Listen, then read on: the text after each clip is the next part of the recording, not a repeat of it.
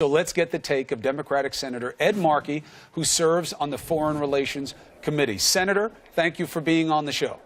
Thank you. Good morning. Forgive my skepticism, but is it true that Democrats are taking this gesture from certain Republicans and trying to do the work of the American people instead of just playing to political advantage?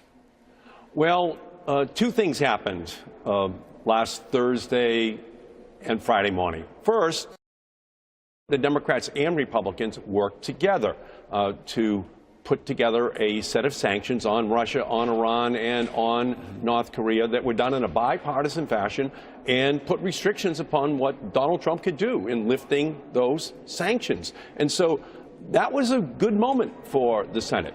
And then later on that night, on a partisan vote, the Republicans tried hard but couldn't receive all of the votes of all of their members, and they failed to repeal the Affordable Care Act.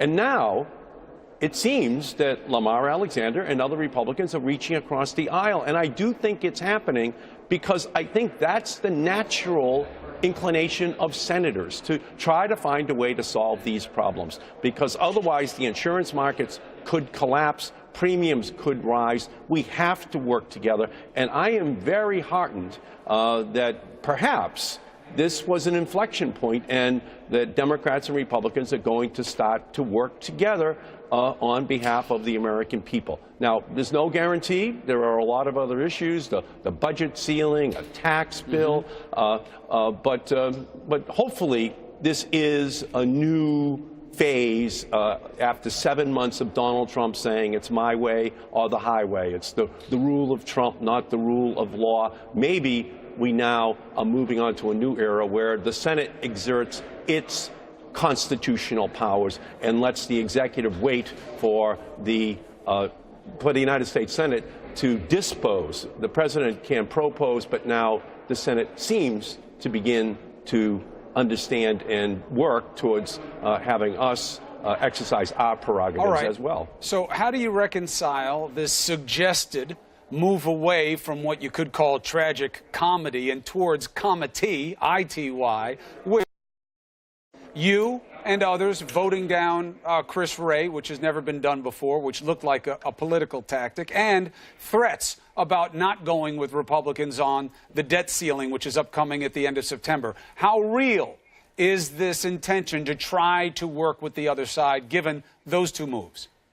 Well, my concern is over the issue of surveillance and this tension that exists between privacy, liberty on the one hand, and security on the other hand. As each one of these devices becomes more and more ubiquitous, we have to decide whether or not we want legally to have a backdoor be built into every device so that there can be ubiquitous surveillance in our country. And I think that in the public statements that were made, I did not hear an answer which gave me confidence that balance towards the protection of the privacy, the protection of the liberty of Americans was basically a part of his philosophy. So I've been working on that issue for 20 years, going back to the Clinton administration, trying to build a clipper chip into every one of these devices. And it's something that I have continued, along with Senator Ron Wyden,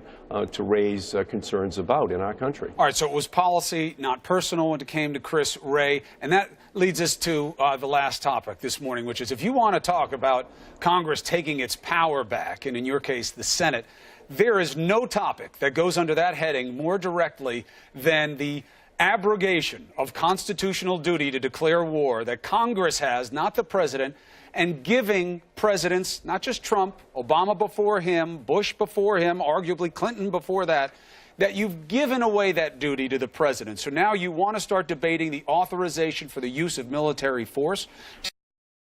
9 people, we're still operating under one written in 2001, yet the world has changed so much. What are you hoping happens this time?